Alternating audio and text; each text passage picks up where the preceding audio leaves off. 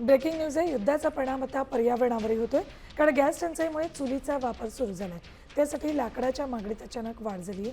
परिणामी जंगलतोडही करावी लागते. त्यामुळे पर्यावरणाचा समतोल राखणं कठीण होणार आहे.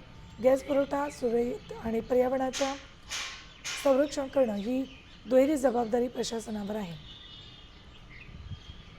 लाकूड वखारीतून आढावा घेत व्यापाऱ्यांशी संवाद साधला आमचे प्रतिनिधी रोहिदास गाडगे यांनी.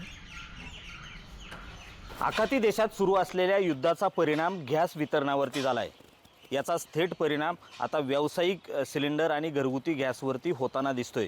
त्यामुळं पर्यायी उपलब्धता म्हणून आता लाकूड वापरलं जातं आहे. घरामध्ये चुलींचा वापर केला जातो आहे, तर हॉटेलमध्ये लाकडावरच्या शेगड्या ह्या तयार केल्या जातात. त्यामुळं लाकडाची मागणी सध्या मोठ्या प्रमाणात वाढताना दिसते. घरगुती गॅस उपलब्ध व्हावा यासाठी 5 किलो 10 किलो या प्रमाणात कुठंतरी गॅस दिला जाणार आहे.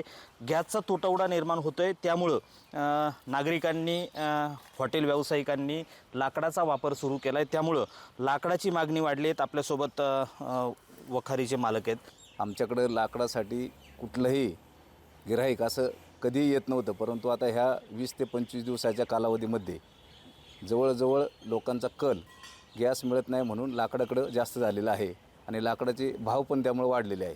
व्हिडिओ जर्नलिस्ट सुमित भोसलेसह मी रोहिदास गाडगे, साम TV न्यूज, राजगुरुनगर, पुणे.